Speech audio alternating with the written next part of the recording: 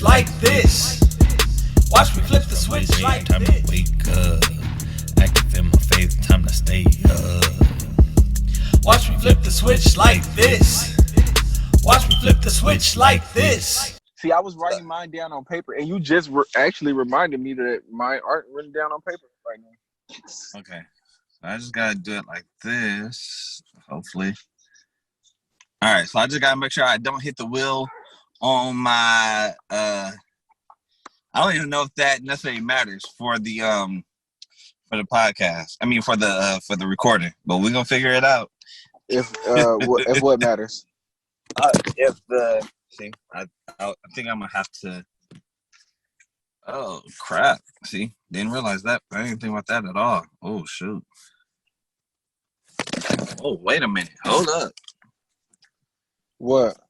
Let me just do it like this. It should be fine, just like this. Yep, it's fine, just like this. I mean, it is what it is.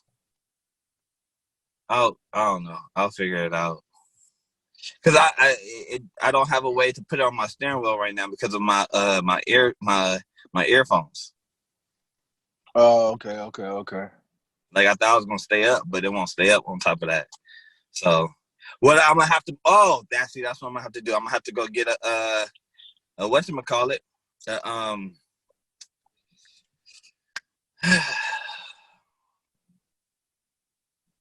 What? One of those things, man. The name of it wouldn't come to my mind. One of those things that you put it in the car and then you put the thing into the thing so it holds your phone. What? One of the things that holds your phone in the car. Yeah, like one of those or whatever. Okay. I forgot what it's called. I don't know why it's eluding my mind right now. So it's cool. So yeah, man. So look, let's get into it, bro. We got like an hour. We ain't actually got started yet. Yeah. Let's all right. So listen. So welcome to the podcast where we flip the switch on everything.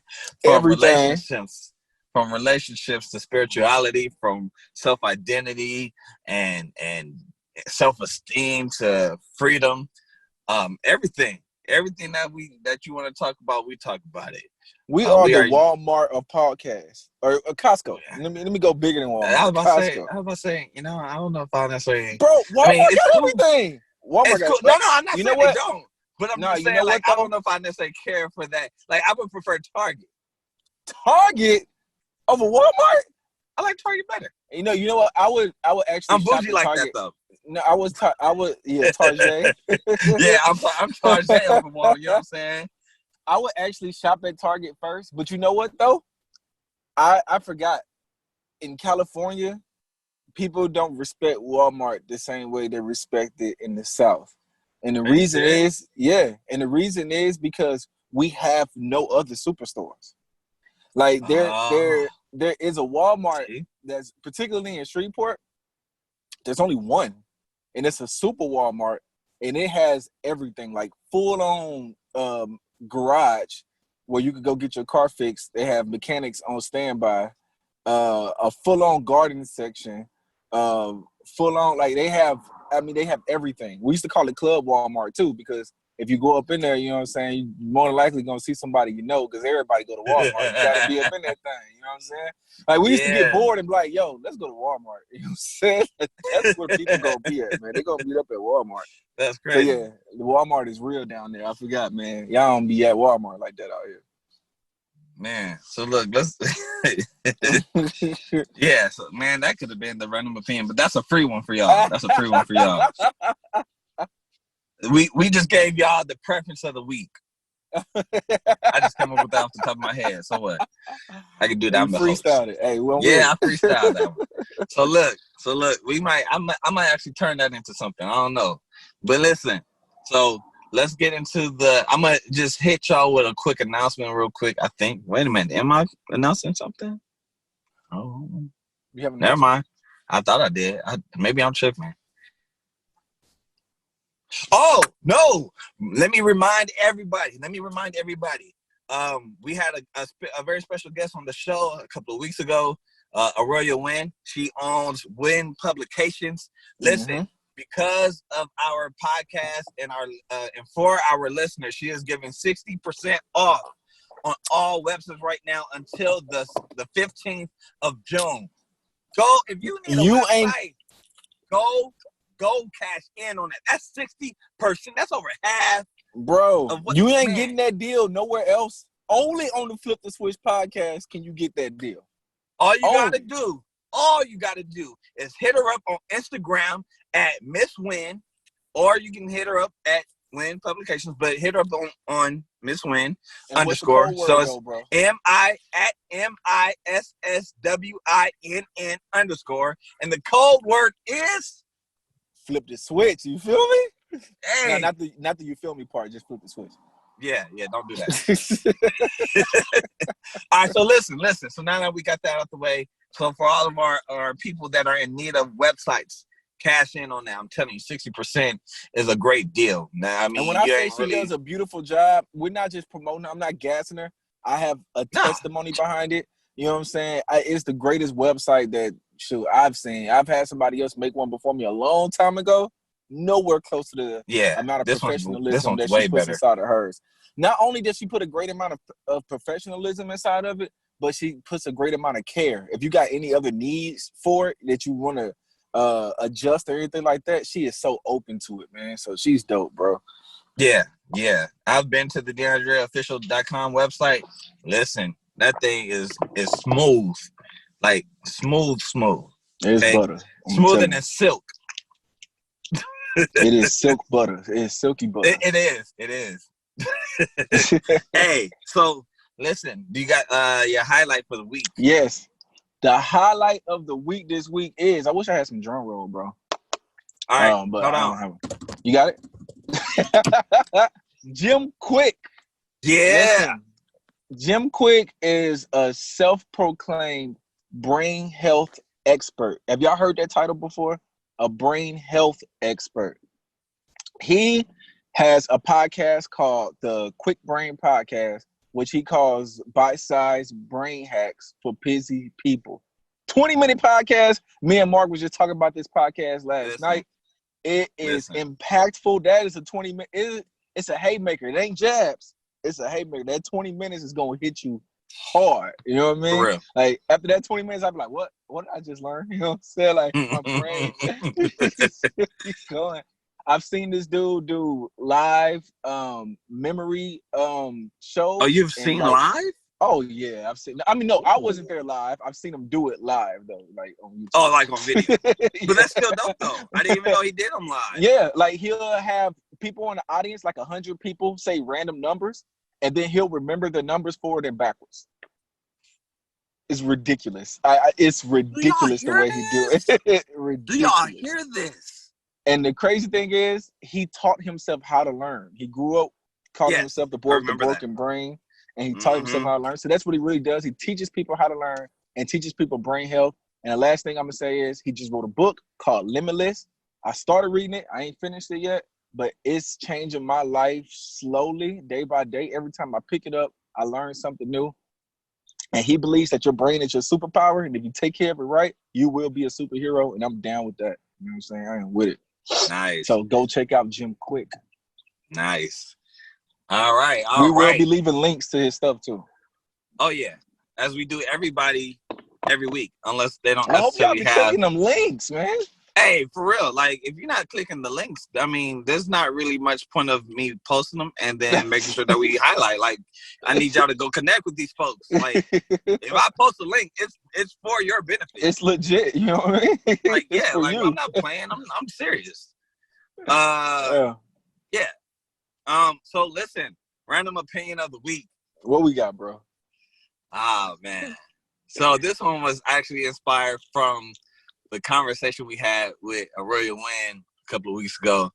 And my random opinion is that there is no greater dessert than banana pudding and peach cobbler.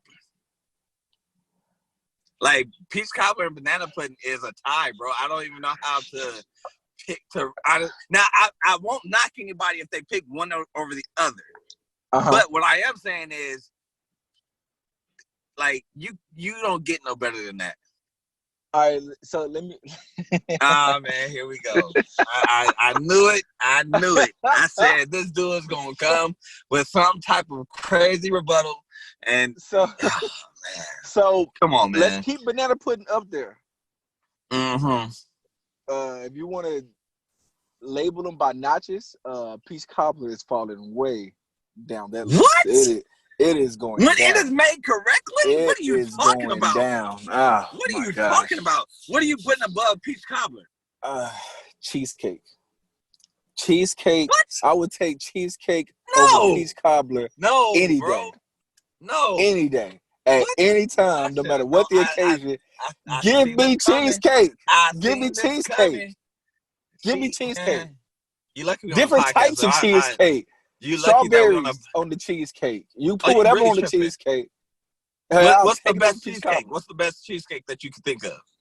Man, and if you say strawberry, we're really gonna have to. No, it's not the best cheesecake I've ever had. Actually, to be honest with you, the best cheesecake I've ever had was from Cheesecake Factory, and it was a key lime cheesecake.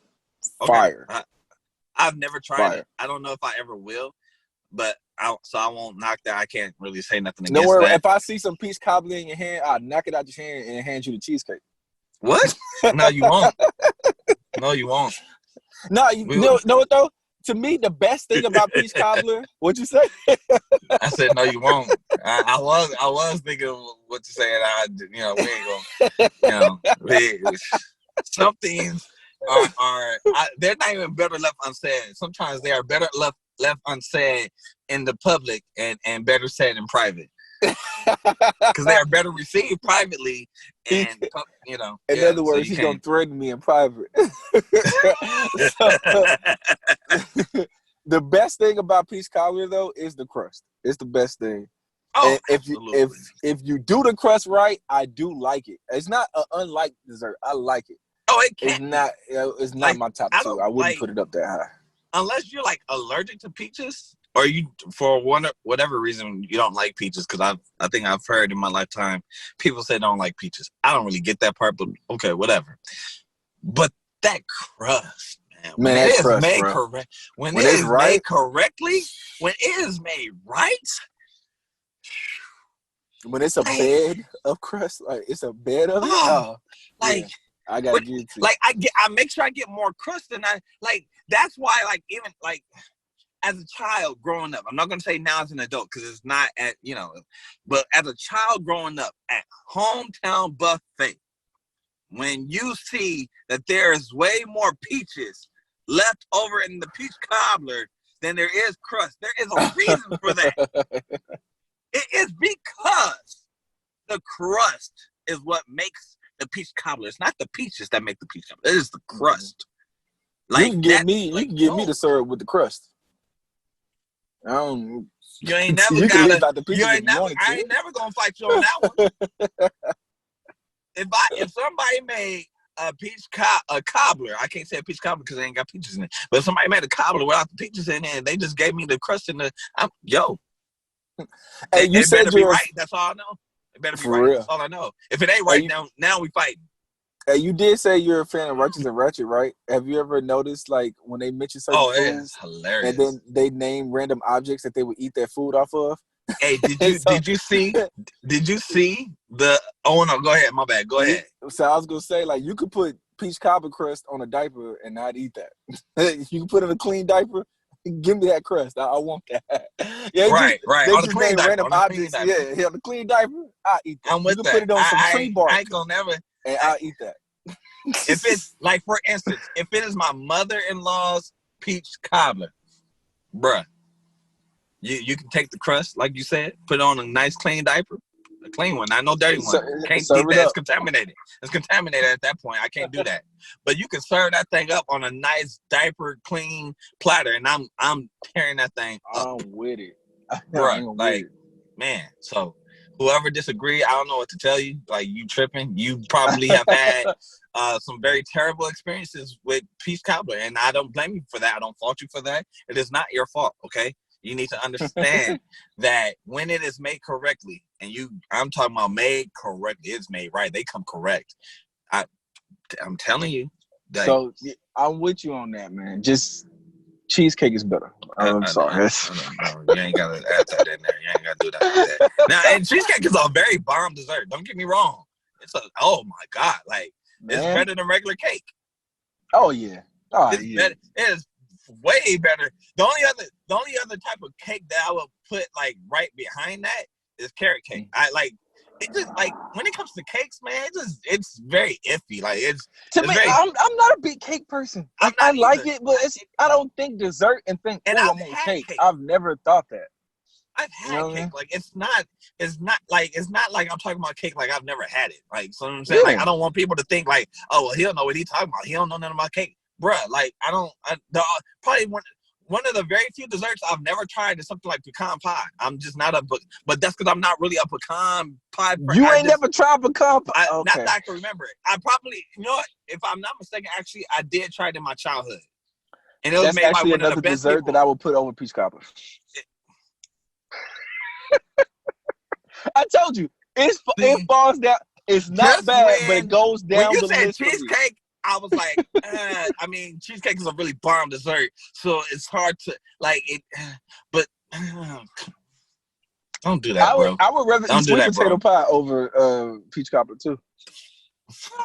Stop. I told you, it is not on the list for me. we just stop, because I'm telling you, some things are just better left said between us, because we got that type of relationship. I can say it to you and we good. We still brothers. We still friends. I can't say that to you in public because, you know what I'm saying, like the public, they start saying you're supposed to be, you know, this and that and blah, blah, blah. You know, I can't do that. Sometimes, man, look, I don't care what nobody say. And this is a double random opinion for today. And then we're going to get into it. Listen, okay.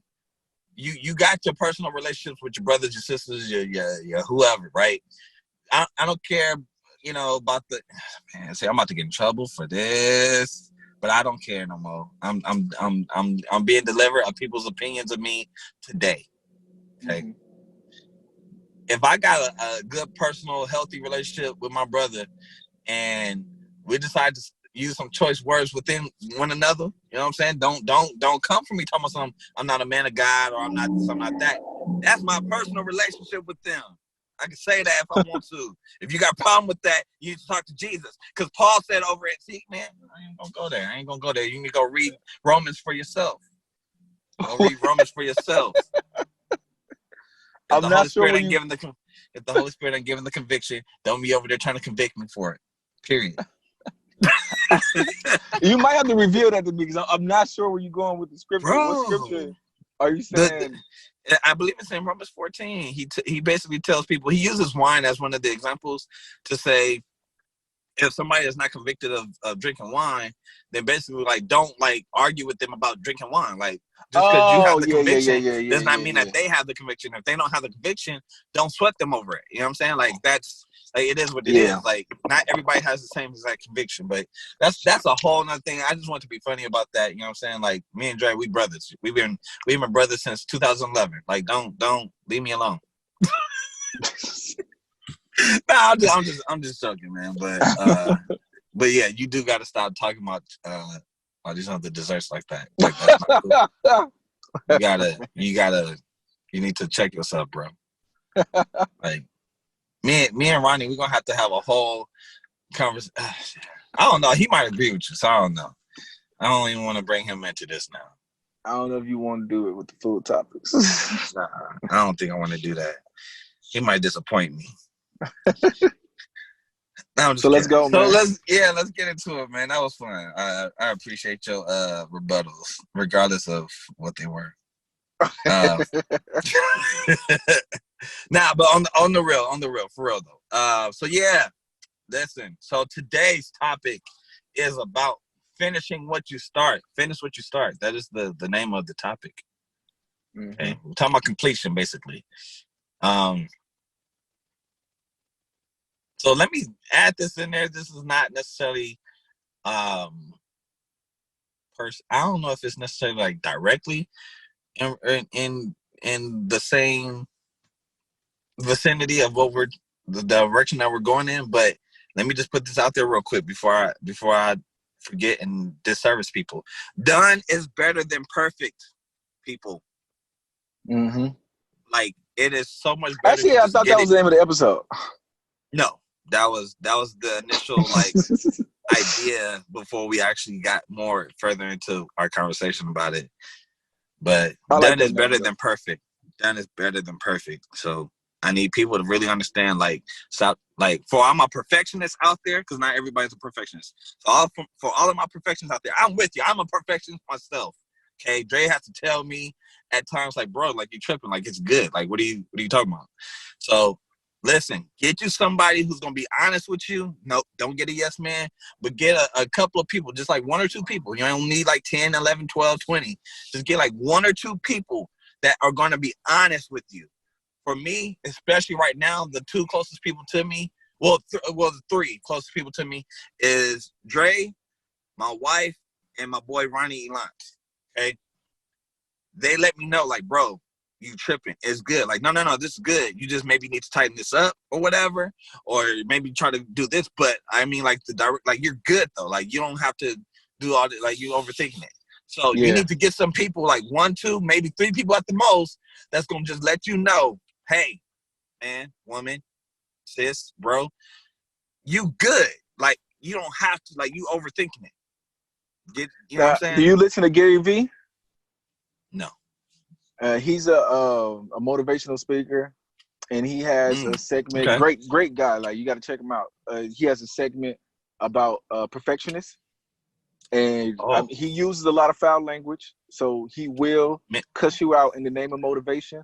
But that is a good cussing out. You need that. I think some people I will take them cuss words. I mean, I cuss myself out sometimes. You know what I'm saying? So it happens. So I do too. I need it sometimes.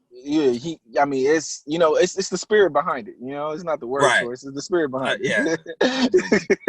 That's a whole episode. We ain't gonna talk about that right now, because, you know, some people literally just got offended from you saying that you cuss your own self out. Like, you're not even cussing nobody else out. You cussing yourself out. Like, you know what I'm saying? Like, come on, man. This is kingdom talk, man. It's kingdom talk. Hey. So yeah, man. He talks about, you know, people not wanting to finish because they want to be perfect, and he actually calls it laziness and fear. You know what I mean? Like, you're being lazy and you're being fearful at the same time. And laziness is not the putting in of the work on the project that you're not putting out, because you're doing that, but it's the work that you got to put out to promote the project, because you got to put it in front of people now, and you're scared to do that. So that's what a fear is, and you're too lazy to come up with a good marketing plan for it. So, dang, that's good. Yeah, I mean, he hits you hard. I got this idea just now from us talking, and so I got to make sure I hit you up with that tomorrow. Okay. But anyways, yeah. So listen, so for all my perfectionists, again, just remember, it's better to just get it done. Obviously, you want to make sure, not so much that it's perfect, but you want to just make sure that it's tight and right. You know what I mean? Like, make sure it's not sloppy. But, I mean, if you did it in the spirit of excellence, don't worry about, like, oh, it's not perfect. Like, bro, you'll just get better. You know what I mean? Like, just go for it. Yeah. One thing I've always, I tell myself, and I've told other people, I've probably even told you this before, that in reality, what you're doing is practicing in front of the public, you know? Like, nobody is actually 100% there on anything. You know what I mean? So even people that you know, people that are famous and stuff like that, they're practicing in front of the public. They're trying ideas. They just already have a platform to put the ideas on, and that's what you're witnessing right there. It doesn't mean that they know it's going to work yet. No one actually knows. It's all chance. You know what I mean? You're trying stuff. You're trying. You're going. So if I try an idea and it fails publicly, I'm okay with that. You know what I mean? Because I know that I'm just getting better. It's just going to make me better. So I'm going to go ahead and put it out there.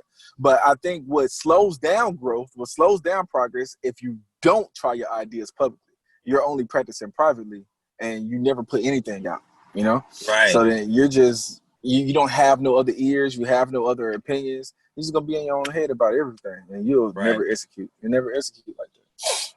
Absolutely. And So that's one of the perspectives I take with it. With this idea, concept, and title, finish what you start. People, quitting is the road to losing. Yep. Like once you start quitting, it's hard to like not quit other things.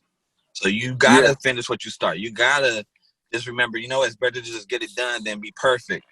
And with that said, Dre, let's kick it off with this first point.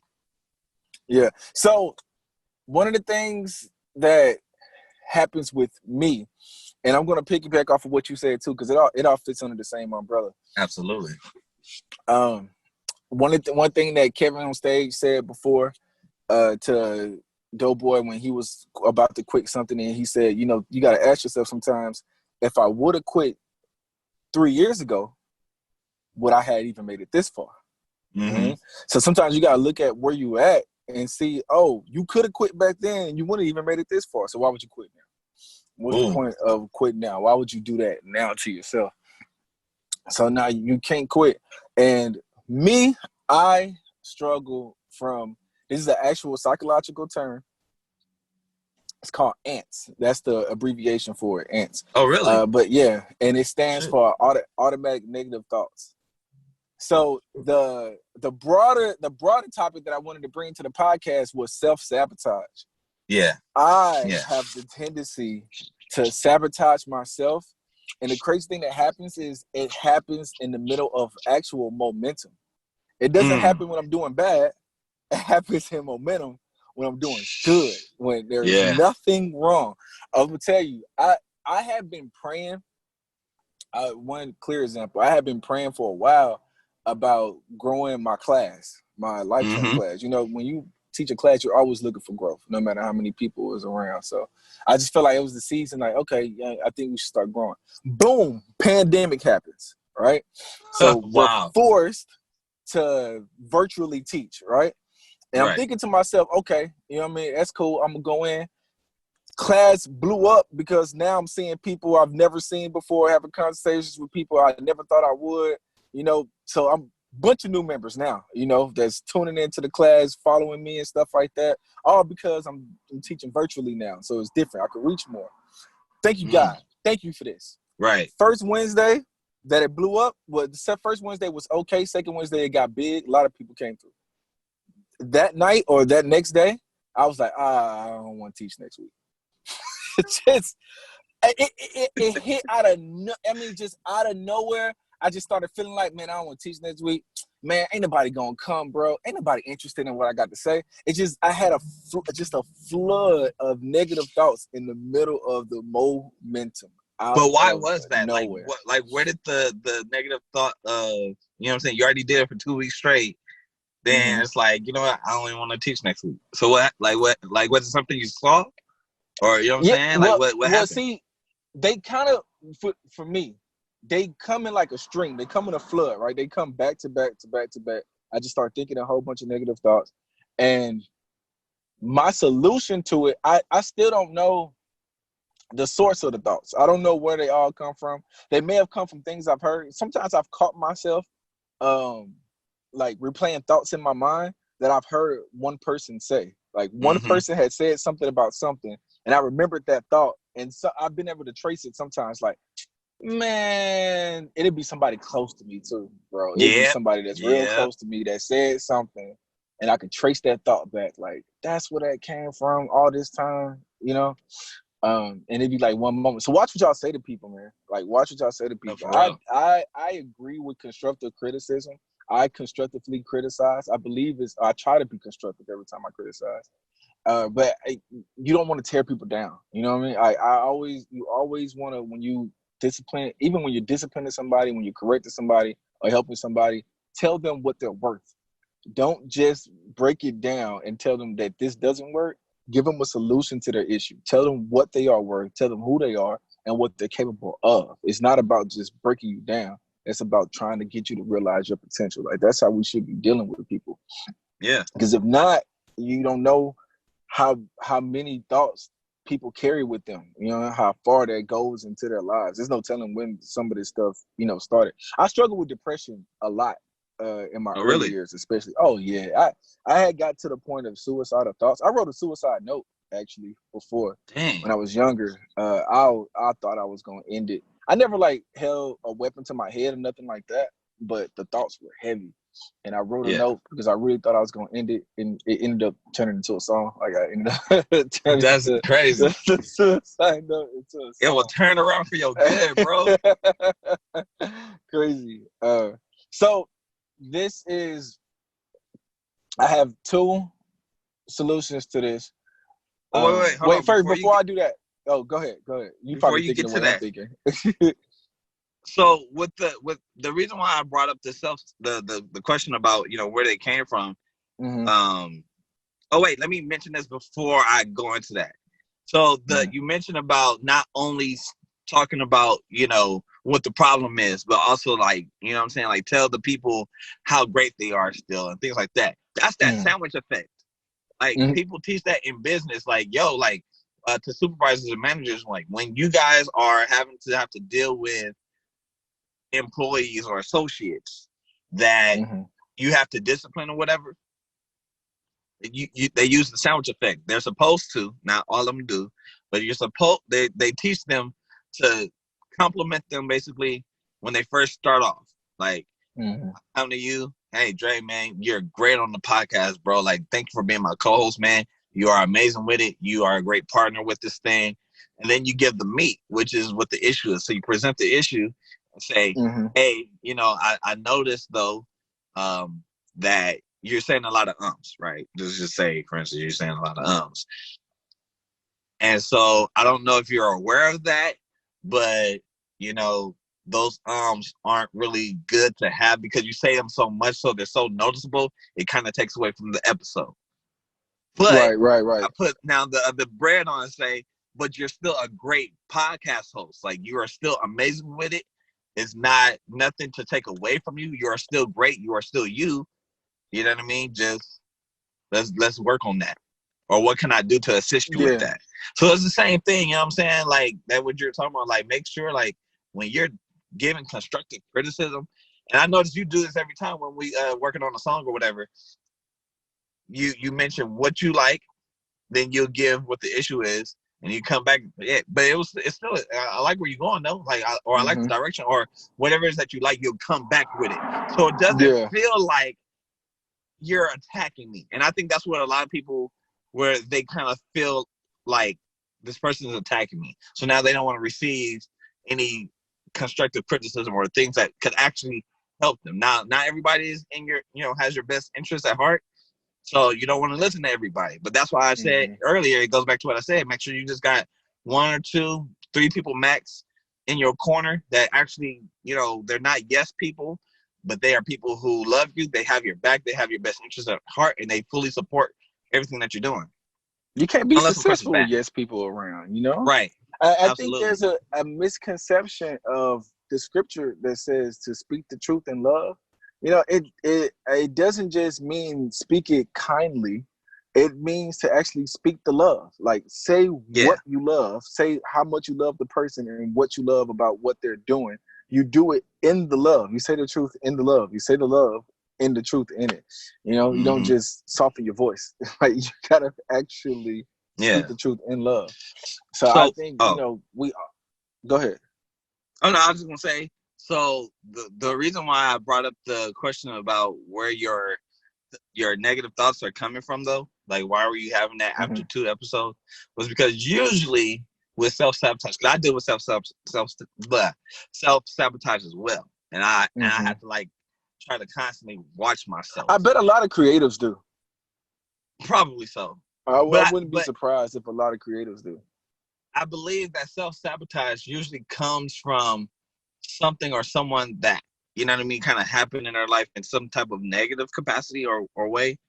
So because of that, then once it takes root the first time, then what happens is there's usually something that's said or done after that point on that, you know what I mean? Like, for instance, in your case, it could have maybe been the first week was cool. The second week got a little bit better with the numbers, but maybe somebody said something in the comment section, or maybe there were numbers that were dropping as you were going throughout the teaching, and said, "Ah, man, you know."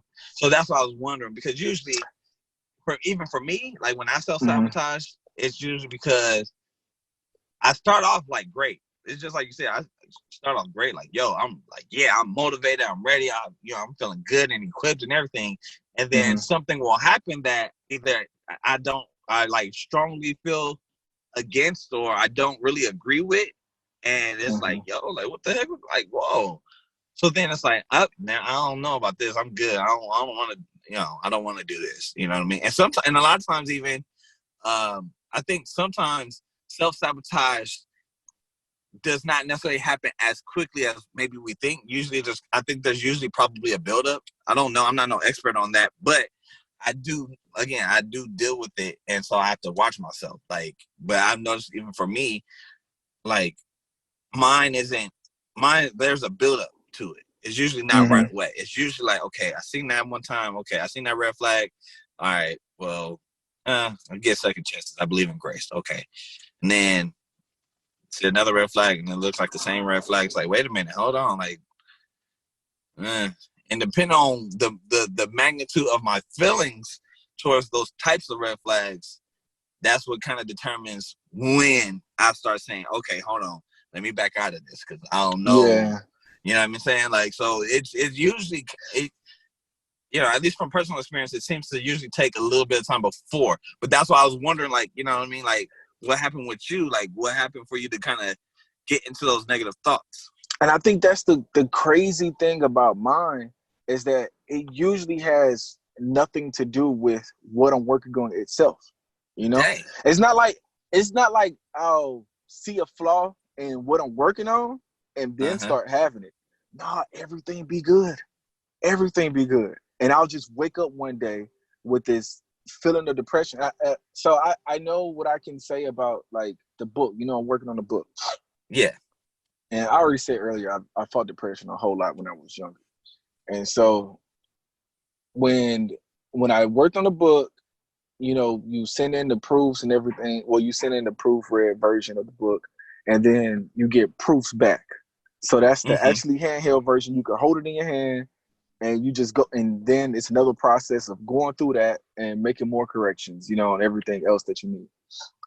The book was sent to my house, and I kept it in the envelope for a cool minute. Not a whole day, though. My wife wouldn't let me. She said, you got to open it. So I left it in the envelope, and I was still excited, and like in my mind, it's like, okay, this is so dope. It's actually here in my hand. And I was like, but I don't want to open it yet. I just I don't want to open it yet. I don't want to look at it yet. And before I even could start going through the book, no lie, I had a vision and a thought at the same time that I do not believe came from God. A vision of the book being finished and me still being in the same financial position. And then I had a thought like, okay, this is another thing that you're working on that won't take you anywhere. I don't even know where that thought came from. Now that I just said it out loud again, I got to. That's the devil, bro. Either that, or maybe there's some doubt that you don't realize that you had. Yeah, I'm not. Well, I mean, that's what I'm saying. They spring up in the middle of momentum.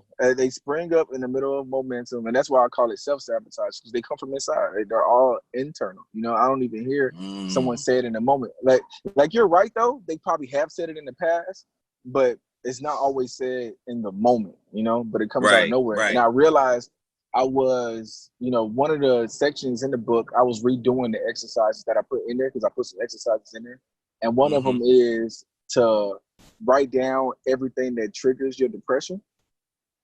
And one of my triggers is actually momentum. It's like, really? What I'm doing good, when I'm doing too good for some reason. And I think it comes from that mentality of like, you're used to struggling. You're so. I used to war my struggle. I wore it. It was a part of me. I just, even depression, I think that's one of the reasons why it was so hard for me to kick depression, because that feeling actually felt good. You know, Okay. one of the doctors I listened to. This is actually from a doctor, and his name is Joe Dispenza, and he does the studies on heart and brain connection.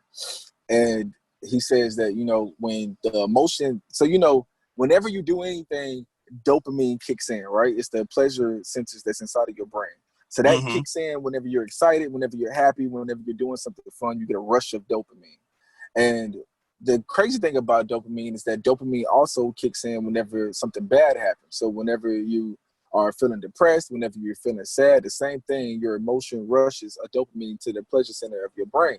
So the dopamine causes addiction. That's why people get addicted to drugs. It's a big rush of dopamine happening all at once. So what happens with depression, you might not be addicted to the thoughts because you don't like the thoughts, because you get addicted to the feeling. You get used to the feeling, and it becomes a part of you, and so much a part of you that when you don't feel it, it doesn't feel familiar and it feels weird. And you start sabotaging yourself so you can get back to that familiar feeling that you had of the sadness, of the hopelessness, of the depression that you're so used to. And that happens with me. When I'm feeling too good, I'll be like, this don't feel like me. Just don't feel like me. What's going on? You know what I mean? Everything's too good. Like even my music, all of my artistic expression when I was young, it's always come from a dark place. It's always come from me feeling down and then me expressing myself, and the outlet makes me feel better. So when I'm already feeling good, I'm like, all right, I'm scared. But it's fun. It's interesting because it's interesting because I think a lot of people actually deal with that. There's I think because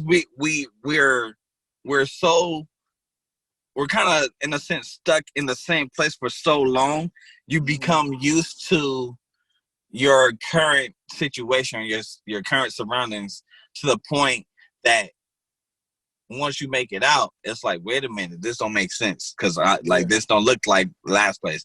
I got two examples. I got a biblical one for y'all, and then I got a natural one for or a practical one for y'all, so to speak. So I'll get the biblical one first. You know what I mean? So the children of Israel, when they were in Egypt, they were there and they were enslaved for years.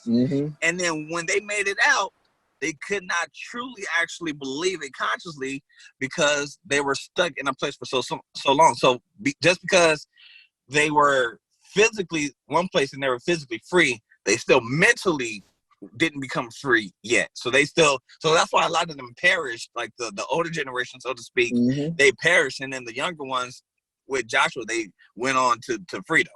Right? Yeah, remember they couldn't even not work on the Sabbath. God was like, yo, don't work this day, I'll feed you. It was like, nah. I don't trust it. And that's the same thing that we do today. Like somebody will tell us, oh, there's freedom in this. All you got to do is do this. And we're like, nah, that don't make sense. Oh, come get this credit repair. I got you. Nah, if it's that easy, then why I can't do it? Well, you know what I'm saying? Like, or anything else. You know what I'm saying? Like, it's just that it's that challenge or that difficulty of seeing beyond your current situation to the point that you can actually believe that the freedom is there on the other side, right? So the other wait, before you get to the other example, let me insert something real quick too. Had a conversation with a Muslim one time before, and we got on the deep part of religion, right? And I was telling him, about Jesus. He was telling me about the Quran and all their beliefs and stuff, right? And then we got on the subject of murder. And he said that, if you murder somebody or if you commit adultery, then, you're pretty much in the hands of Allah. He's going to handle it the way he sees fit. He was like, he don't really forgive for those. And I was like, Jesus forgives you for everything. There's no sin that you can do that can't be forgiven on the cross. And he was like, blasphemy of the Holy Spirit. Right. And he was like, nothing. I was like, it's like murder. I said, no. He just got quiet, bro. He didn't even respond. He just got quiet. He just said, oh, and then just looked away. We were quiet the rest of the while. You know what I'm saying? I thanked him for his conversation and everything out when he got out. But I don't know how it impacted him. But like from a verbal standpoint, he couldn't even respond. Like, wow, it's that easy? I can just get forgiven. You know what I mean? Like, people are when you've been enslaved for so long, it's hard to receive freedom. You don't even know how to deal with it. So go ahead. So the other example that I had, I love that too. I love that. The other example is for those that are DC and or Marvel comic fans and things of that nature. Hopefully, I know there's a good portion of them that are actually into things like the Flash and the whole Arrowverse thing and all that. So, anyways, unfortunately, this is the last episode for the season of the Flash. And on this last season, there's what you call the Mirrorverse, and in the Mirrorverse, everything is in reverse, right? So when you first get there, nothing makes sense to you. You can't read anything, you can't understand anything really, except just the objects. Like the objects are fine, you don't struggle with seeing that, but like words and things like that, you can't read them right away. It's like, wait, what? Like, so the Iris West Allen, for those that don't know, she is the Flash's wife. Barry Allen is the Flash. So anyways, she's a reporter, kind of, sort of. So she's trying to track down this some leads of this guy that's a criminal and all that stuff. And his wife, 6 years before this moment, she ended up in the Mirrorverse, right? So anyways, just fast forward to now, Iris ends up in the Mirrorverse by accident. She wasn't trying to get in there. She just uncovered this mirror, and next thing you know, she gets pulled into the Mirrorverse.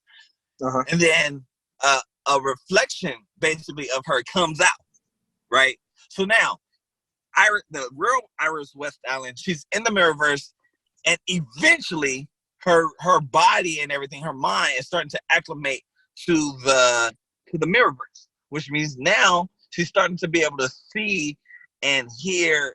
Well, I don't want to say hear, but she's starting to able to like read words and stuff and read them correctly, or see the maps and read them correctly and all that stuff. Initially, it was like none of this stuff is making sense. It's kind of like jumbled up or staticky or kind of like really puzzly, right?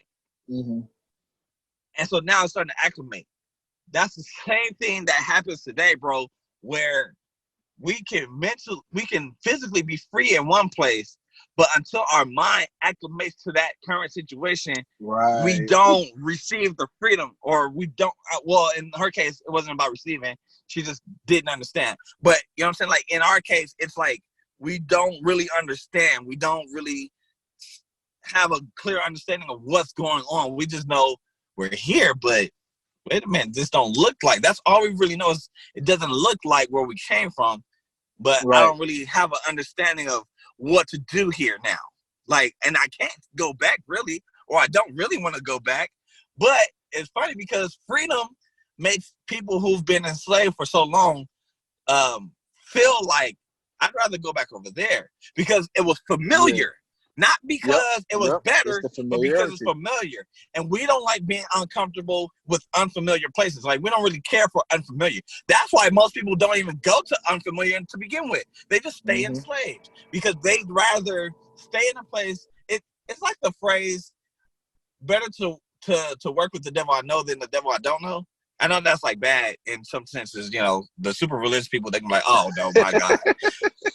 But it's just basically saying it's better to be in a place where I'm familiar than a place that's unfamiliar, or it's better to work with somebody I'm familiar with because I know how to like work with them. You know what I mean? Like, if like for instance, I had a supervisor when I was doing work study back when I was in college at the LA Film School, and there's this nonprofit I was doing the work study at, and one of the supervisors that I had to like kind of directly report to and stuff and kind of work with a lot.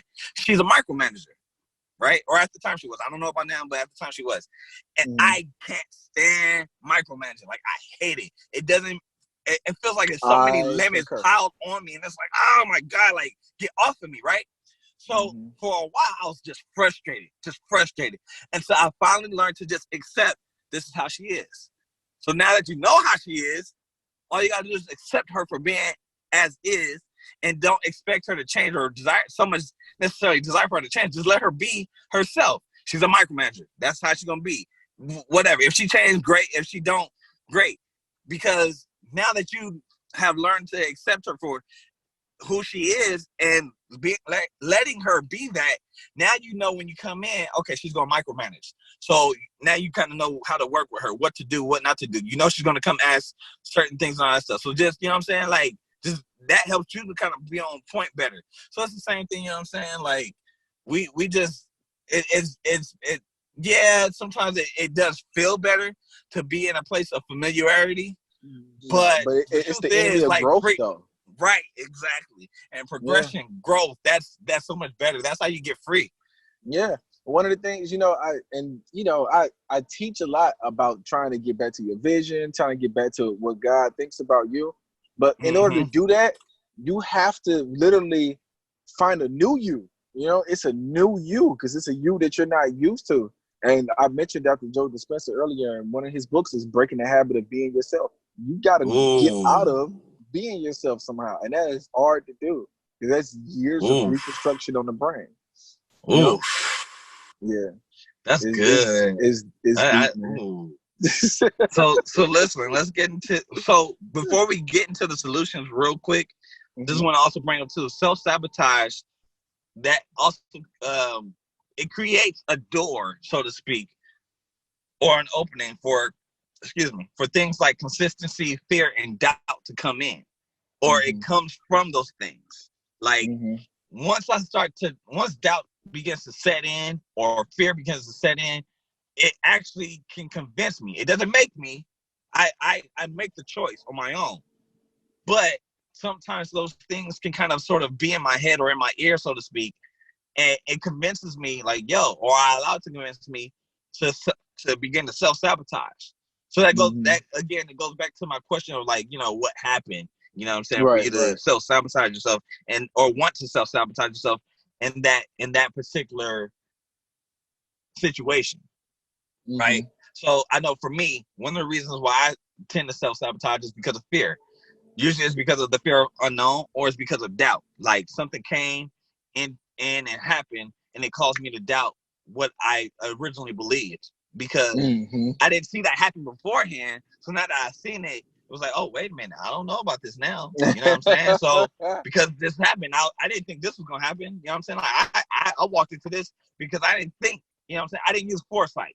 Truth be told. You know what I mean? So I will say I do believe that is one of the solutions to this, is using foresight. Like, you have to think ahead. Like, you have to think about all the things that could potentially go wrong.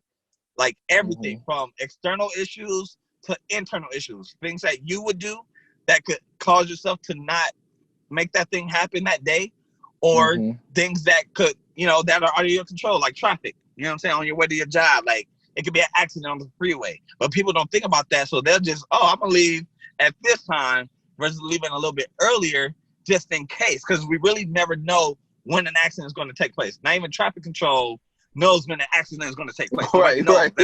Nobody can tell you, an accident is going to take place at 6:15 a.m. So make sure you leave at 5:30 a.m. so you can actually get to your job ahead of time. Even though you'll be early, you'll still be on time. So that's here's the crazy thing about foresight. Here's the crazy thing about that. And what we do when we're self-sabotaging, we feel the negative emotion from a future event that hasn't even happened yet. It hasn't even happened yet. It's just like if you're worrying about your mortgage being paid, and like the day hasn't come yet for you to pay it, but you just know that you don't have the funds right now. Immediately you start feeling like you're evicted already. You get the emotion, and you take yourself through that roller coaster for no reason. You took yourself. But you know why? You know why though? Because we go into our imagination. We go into the other realm, so to speak, and we look at all the possibilities of what could happen. And so because those are possibilities that should be used for God. You know what I mean? That should be used in faith. And we use them for the opposite. Yep. And so we look at those and we say, and in a sense, we kind of came back from living in it. Because when we go into that realm, there's emotions that come along with everything that we see. So it's not like it's not necessarily that it's not real per se.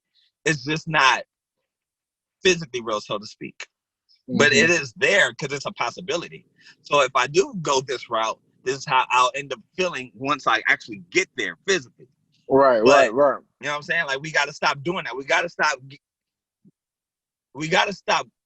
so to speak, going to the future in a sense, or going into the room or realm of possibilities and saying, and kind of picking, because it seemed like we kind of pick, because it seemed like we're attracted to things that are negative before we actually give the positive an actual chance. Yeah, I've done that so many I don't times. think we shouldn't go there. I think we should just go there with the right intention. No. Well, I wasn't trying to say, Yeah. right. I wasn't trying to say, like, never go there. I was just saying, because we should go there, because there are positive possibilities. You know what I mean? There too. But I was just trying to say, like, don't stay there and then pick this over this and then come back to your present and say, oh, well, that can possibly happen, so I'm not going to do it.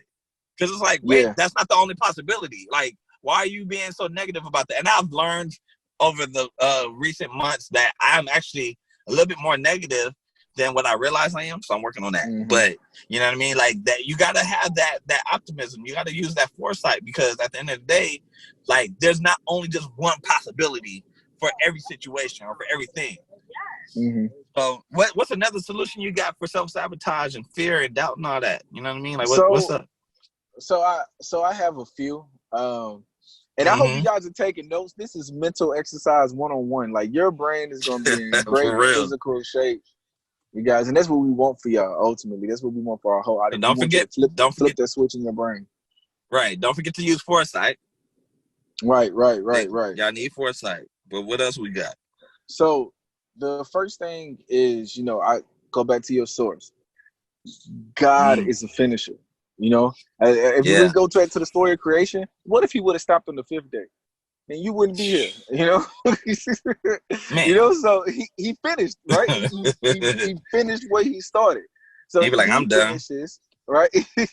And then if you go down the tube, Jesus is a finisher, right? His last words on the cross was, it is finished. I came down here to do what I needed to do, and I'm done. It finished. And then if you go further down the tube, Paul says he's the author and perfecter of your faith, and he will finish what he started with your faith. So we know that God finishes. What that means to me is that direct attribute, because you were created in his image, you have the ability to finish.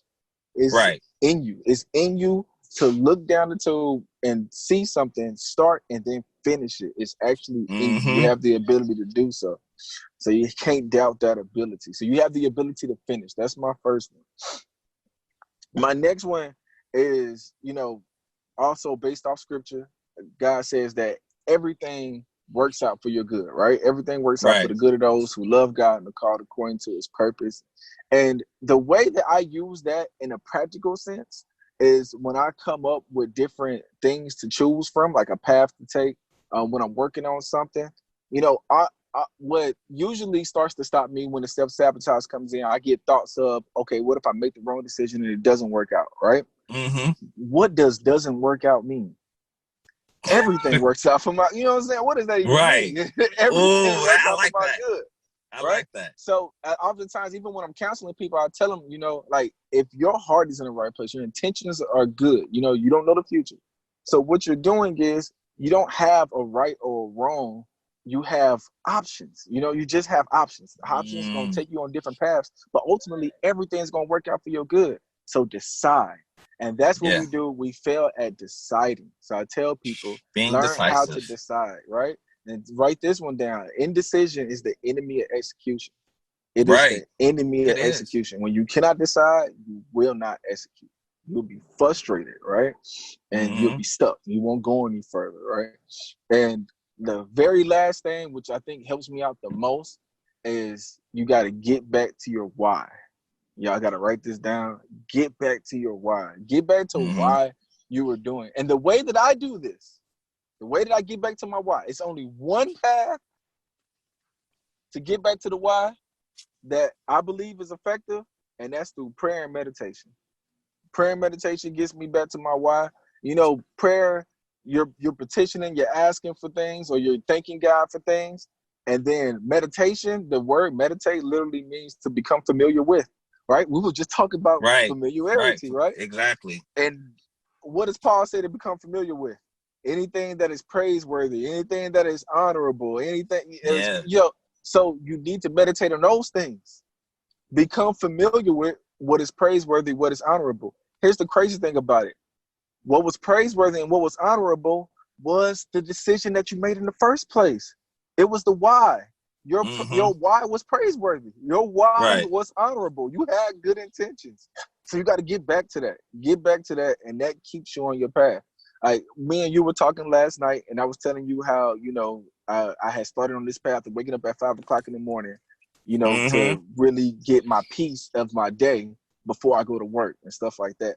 And it wasn't just for my own personal peace, but it was also to have that moment to be able to connect with God without any distractions, you know? So that was honorable. Yeah. That was praiseworthy. When God reminded me, and that came through meditation, when God reminded me of what my why was as to why I was waking up early in the morning, it re-jumped the motivation. It ignited me all over again. It inspired me all over again. You know, the word inspire means to breathe life into. So God, you breathed life into me all over again. And I was able to do the things that I had started on before because I had good intentions in the beginning. So sometimes you just gotta believe your good intentions. You gotta get back to them. So yeah, that's how I got through it. That's how I get through it. I ain't gonna say got through it because maybe a moment where it sneaks up on me again, but I'm gonna get through it again. But that's how you get through it. I think you paused somehow. Yo, Mark, like,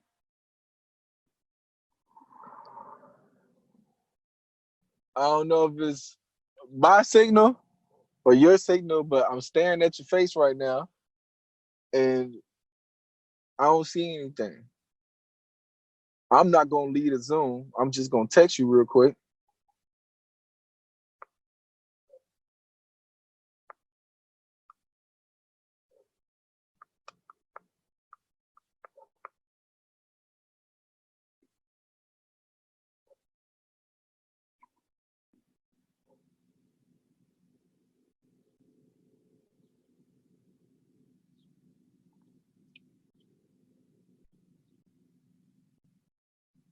Yo, are we here? Are you back?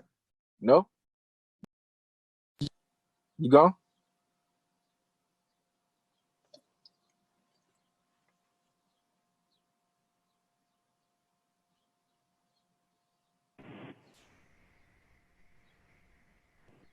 Oh, you back? Bro, Okay. no. What happened was my iPhone got hot.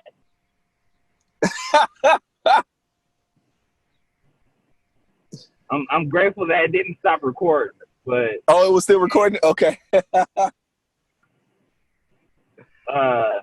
so real quick, finish what you were saying real quick, and I got one more solution. Okay. Yeah, so well, I don't know exactly when it stopped. But anyway, yeah, you gotta get back to your why, you know. That was the last solution I was on. We'll figure out where I stopped at. You can cut some of this out if I'm repeating myself. So yeah, you get back to your why. You remember why you started things. Paul says to meditate on whatever is praiseworthy, whatever is honorable.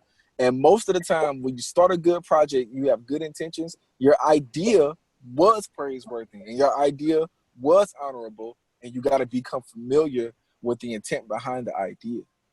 Right? Yeah. So you meditate on the intent behind the idea. If you just look at the project itself, it's hard because you don't see the future of the project. You can't tell it working out. But if you remember the intent, you remember your why you did this, why you're starting this, and what was it? Was it to retire your parents? You know, if that's the reason why you wanted to open up your own business, get back to that intent. And was it to? And I tell everybody that should be a goal for most of us, for children, to retire your parents. You should not want to see them work again. You know, like relieve them. And the other thing, you know, was it to make your life better? Was it to make your family better? Was it to help people? You know, you get back to that intent and it helps you press forward. When you get inspired, the word inspired means to breathe life into. God breathed life back into me. He inspired me all over again when he revealed to me what my why was all over again, you know. I brought up what we talked about last night when I was waking up at 5 o'clock in the morning to get back, you know, with God and stuff like that. And then I started sabotaging myself. I stopped doing it, you know, and then God revealed to me, yo, you don't even get up no more. You did that to talk to me. It wasn't just about you. You did that to talk to me. And at first I was thinking like, okay, I need to wake back up because I wasn't getting as much work done as I was doing at first. But originally it was to have peace and talk to God and work. You know, so he reminded me of that. Like, yo, you forgot you did it to talk to me too. It wasn't just work. So when he reminded me of that, I was like, yeah, I gotta get back up. Gotta get my butt out the bed. So yeah, those are my solutions, man. So the one more solution I want to give to the people before we go is focus on your strengths, not your weaknesses. Yes. Yeah. Like, yeah. Focusing on, I think people somehow, some way have a misconception about focusing on weaknesses for some reason, or they just don't understand that like when you only focus on your weaknesses and you and on top of that you make that your primary focus, like all you're doing is bringing doubt and fear into your life and allowing that to make you indecisive and allowing that to convince you to not execute. And it's like, no, like focus on your strengths, focus on what will help you to complete a project or the project or 5 projects or whatever. And then once you complete those projects or once you complete that particular project, then you look at your weaknesses, but you still look at your strengths at the same time. Right. So you're not forsaking your strengths once you start looking at your weaknesses. You're actually looking at your strengths to help you look at your weaknesses. And it's crazy because, you know, one of the things that we're talking about is finishing. And usually when you focus on your strengths, you find out that there is actually something in front of you that you can finish. Right. You know what I mean? That you took your mind off of because you were so focused on your weaknesses. Yeah. And I want to use this podcast as an example. There have been things that I've, started before this and didn't finish and started, didn't finish and started, didn't finish, started. And I mean, I could really say that for some time and just, it was a vicious cycle, telling you. But the idea of doing a podcast initially kind of scared me a little bit, but then for some reason it was like, no, like, I mean, because one of my strengths is talking. Like I'm for one reason or another, I think it's just how God made me. Like I'm naturally good at talking. Yeah. Presentation and stuff like that, I'm pretty good at it. That's no like yay for me per se. That's just what it is. Some people are just like that's their thing, that's their niche, that's what they're good at, that's one of their strengths. So I'm a talker, right? And then so what I eventually decided to do, I was like, okay, no. And I had a couple ideas for a couple of different podcasts, and I was like, well, and then so I was like, well, me and you did an episode together that will be released as a bonus episode one day. And we had to, and I loved it. I was like, yo, okay, this is good. And so what I had to eventually come to realize is if I'm going to do this, I'm going to do it. But I have to make a decision. And then if I'm going to do it, this is how I got to do it. I have to, when we record the episodes, don't actually listen to them initially. Just make sure I get the audio work together and all that, and then release it. Then listen to it. And so now I can actually listen to it before I release it, and I'm still good. Because all it took was that first episode to actually go back and say, even though my was like heavy, but the content was still good though. So it made me believe, and then all I did was focus on my strengths. One of the strongest things about this podcast is basically this is our regular conversation, and we're just inviting the world to listen. Yeah, the chemistry is natural. It's natural. Yeah, so it's just like, yo, this is what we do every time we talk on the phone. Yeah. I felt so safe with it because of that, especially, and because I know I'm a talker. And it was like, yo, all I gotta do is just talk and just have that natural conversation with Drake. I'm good. And then I just feel like all we had to do was afterwards, okay, the was there. Okay, let me figure out how to get rid of these Okay, or to minimize them to the point it's not that bad. You know what I'm saying? So it's just I've been trying to focus little by little, you know what I'm saying? But it's like, yo, focus on your strengths. And that's what will give you the boost of confidence that you need. That is what's going to help you to decide and to decide. See, yo, you made a decision. And then if you don't have any strengths in that area, then you might have to consider not doing that. You know what I mean? And it's better to, just like how I said earlier in the beginning, it's better to get it done than to get it perfect. Yeah. It's better to decide not to do it than to do it and you never actually finish. Right. It is. No.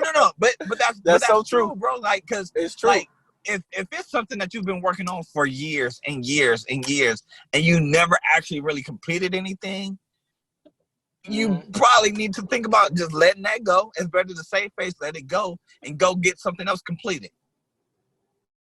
Like, I stopped focusing on everything else as much and just focus more on this podcast. And it's like, yo, I've been running this.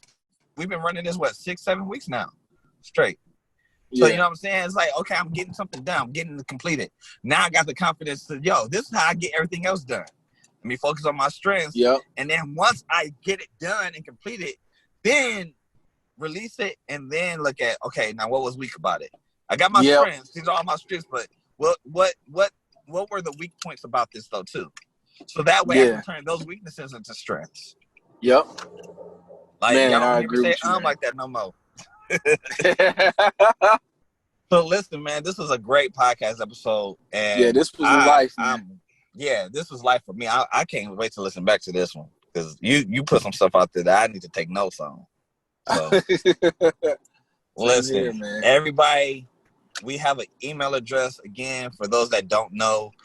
A reminder for those that do know, we have an email address, wefliptheswitch@gmail.com. It's just then the podcast name, fliptheswitch@gmail.com. Or you can hit us up on Instagram at wefliptheswitch. Or you can hit us up on SoundCloud where the SoundCloud gets played, where the SoundCloud episodes get, not SoundCloud episodes, where the podcast episodes get played at on SoundCloud. And there's a link for that. And then hit us up in the YouTube comments. We are on Zoom now, so we will definitely be on YouTube every week now, just as much as we are on the Apple Podcast and SoundCloud every week. Listen, hit us up with some random opinions about anything. Literally, just hit us up with one opinion about anything. Yeah. And as we are going, when we get those into the DM or the YouTube comment section or whatever it is, wherever we receive it from. Text message for those that have our numbers. Like we'll make sure we acknowledge those and we'll acknowledge them once a week. So you know what I'm saying? Yeah. Like just send that to us. Hit us up with topics too. Hit us up with topics. Like, comment, and subscribe. Like, comment, and subscribe. Absolutely. Like that's what this podcast is really about. Like I said, we're for the people and by the people. This is not just our podcast, as we say every week. This is y'all podcast. So listen, come through. Yeah, you know what I'm saying? Like treat this like it's your podcast. What you want to talk about?